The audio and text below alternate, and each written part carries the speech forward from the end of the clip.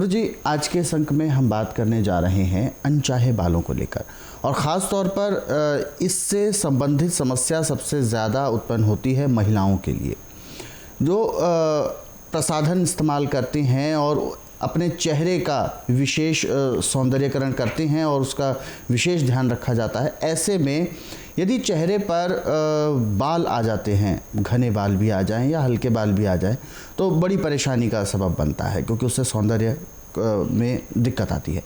तो सबसे पहले मैं जानना चाहूँगा कि आखिर अपने आप प्राकृतिक तौर पर इस तरीके के अनचाहे बाल जो एक तरह से मूंछों के स्थान पर या दाढ़ी के स्थान पर उत्पन्न हो जाते हैं, क्या कारण होता है? देखिए, जिस औरत के हार्मोन्स बिगड़ जाते हैं उसका मासिक धर्म ठीक नहीं आता और अनचाहे बाल तेजी से बढ़ते हैं जी।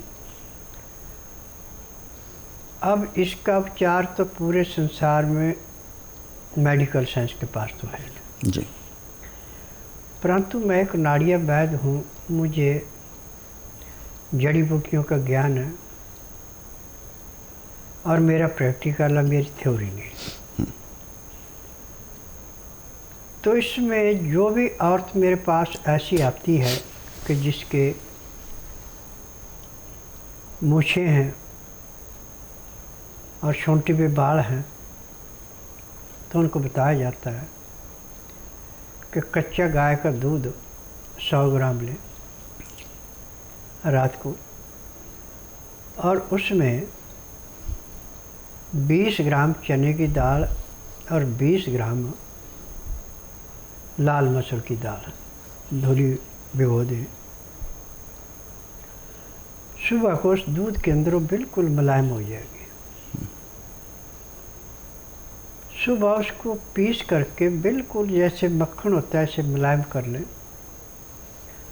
और जहाँ जहाँ बाल है वहाँ पे जैसे क्रीम लगाते हैं ऐसे इसको लगा के कम से कम आधा पौना घंटा उसको सूखने दें।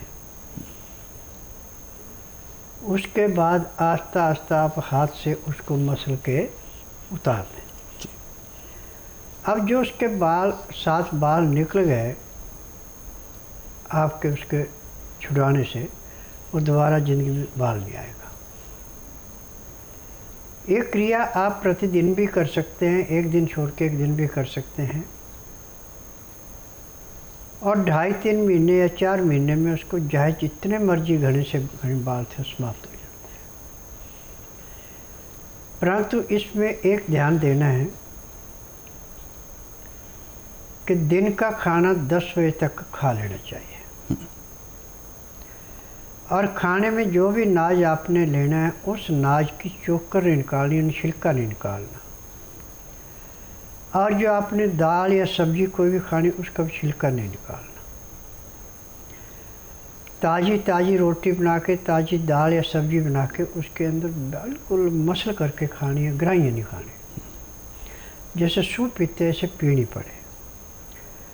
और खाना खाते समय 2 गिलास गर्म पानी, लहसुन प्याज अदरक का रस मिला के पीना अति आवश्यक है, तब जाके इससे पूर्ण लाभ होता है। खाना खाने के बाद दातन कूड़ा करके 5 मिनट के लिए वज्रासन बैठ जाएं।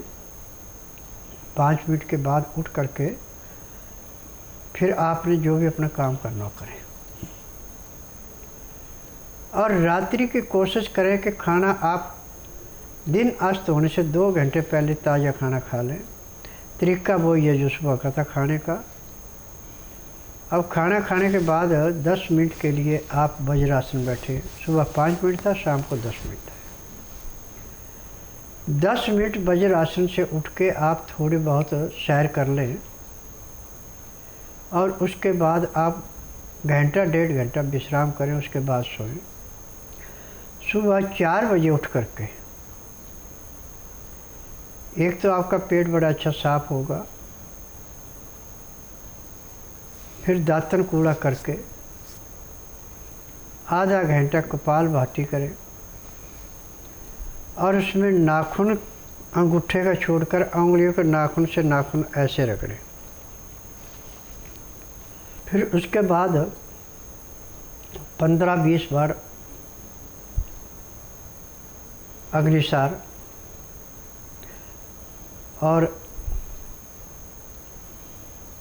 आधा घंटा कपालभाति लाजमी करें।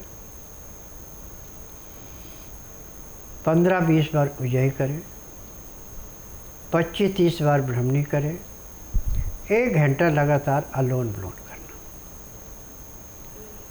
तो आपके अनचाहे बाल ऐसे समाप्त होंगे जैसे जलती अग्नि में पतंगा नष्ट होता है। परंतु आप ये चाहें कि आपका 1 महीने में या 2 महीने में पूरा कार्यक्रम समाप्त हो जाएगा, नहीं, झूठ है। ये आपके हार्मोन्स के ऊपर बैलेंस का फर्क पड़ेगा। जैसे जैसे आपके हार्मोन्स नॉर्मल आते जाएंगे, बाल कम होते जाएंगे। हार्मोन्स का बैलेंस पूरा होते ही आपके अनचाहे बाल टोटली समाप्त हो जाएंगे। अब आपको दोबारा चने की दाल या मसूर की दाल लगाने की ज़रूरत नहीं पड़ेगी। परंतु एक कार्य नियम रूप से करना है। ये नहीं है कि 1 दिन कर लिया, 10 दिन छोड़ दिया, फिर किया। ये लगातार चलेगा जब तक आप पूरे चेहरे के बाल आना बंद नहीं होते। अब इसमें कपड़े पे विशेष ध्यान देना कि कमीज सलवार सूती पहने तो सोने पे सुहागा, नहीं तो सलवार जो आपने पहनी हो नाड़े वाली पहनी, कहीं उसमें भी रबड़ की नाड़ा लगा रखा है, वो भी नहीं चलेगा। और यदि आप पैंट पहनती हो नहीं चलेगी, या भैया आप साड़ी बांधते हो तो वो भी नहीं चलेगी। इसमें तो कमीज सलवार ही चलेगी, क्योंकि हमारे पहनावे पे, रहन सहन पे और खान पान पे इन चीज़ों का बहुत ज़्यादा प्रभाव पड़ता है। क्योंकि मैं नाड़िया वैद्य हूँ, जो मुझे नब्ज बताती है मैं उस बात को क्लियर कहता हूँ। मैं डॉक्टर तो हूँ नहीं कि मैंने मशीनों से टेस्ट करना या आपसे पूछना और फिर माँ की, बाप की, भाई की, बहन की, दादा की, दादी की, नाना की, नानी की स्टोरी पूछनी है, उसके बाद उपचार करना, वो काम यहाँ नहीं है। यहाँ पे नाड़ी परीक्षण में केवल 5 सेकंड लगते हैं। उसके बाद दवाइयाँ लिख दी जाती हैं रोग के अनुसार। यदि रोगी दवाई नियम से खाता है, परहेज करता है, तो जिस दिन आश्रम में आता है उसी दिन 10 से 15% आराम भी मिल जाता है। अब आप जब भी मेरे पास आना है तो बुधवार को नहीं आना, गुरुवार से लेके मंगलवार के बीच में आना। जिस दिन आना उस दिन रात्रि 10 बजे तक खा पी के दातन कूड़ा करके बड़ी इलायची मुंह में रख के चूसते रहें। सुबह 9 से 10 के अंदर अपना नामकरण कराएं। 10 से 12 में नाड़ी परीक्षण करता हूँ। नाड़ी परीक्षण में पैर के तलुए से सिर के बाल तक की MRI, CT scan, X-ray, ultrasound, ECG, sonography सब कुछ 5 सेकंड में हो जाते हैं। उसमें जो भी कमी शरीर के अंदर पाई जाती है दवाइयाँ दी जाती हैं। दवाइयाँ खाने की हैं, दवाइयाँ पीने की हैं, मालिश करने के तेल हैं, आँख में, नाक में, कान में डालने की दवाइयाँ हैं।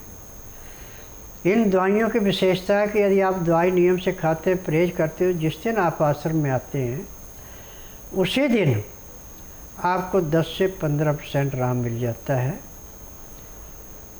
तो किसी को दवाई 15 दिन खानी पड़ती है, किसी को 1 महीना, किसी को 1.5, किसी को 2 महीने, इससे फालतू दवाई नहीं खानी पड़ती। जैसे रोग समाप्त होता है दवाइयाँ बंद हो जाती हैं। आज टीवी के माध्यम से जो भी एक बार मेरा प्रोग्राम देख लेता है और ध्यानपूर्वक सुनता है और जो नुस्खे बताए जाते हैं इसको लिख के रखता है और उसके अनुसार उसका उपचार करता है, तो बाद में एक ही बात कहता है कि स्वामी जी, हमें टीवी पे तो बहुत सजेशन देने वाले मिलते हैं, परंतु जो तरीका, जो उपचार आपने बताया ऐसा कोई नहीं बताता। और जिन रोगों के लिए हम महीने के 2.5-3 से 5,000 रुपये तक खर्च करते थे, जितनी देर तक दवाई का असर होता था हमें आराम मिलता, दवाई का असर समाप्त होते शरीर फिर करता। परंतु आपकी दवाई खाने के बाद शरीर में अब किसी किस्म की परेशानी नहीं है। क्या हमें ये सारी उम्र के लिए ऐसा रहेगा या फिर दोबारा दवाइयाँ खानी पड़ेगी? तो तो मैं उनसे एक ही अर्ज करता हूँ कि देखिए, यदि आप परहेज रखेंगे तो अब आपको आखिरी सांस तक कभी कोई दवाई नहीं खानी पड़ेगी, परंतु परहेज में गड़बड़ी करेंगे तो फिर आपको रोग सताएगा।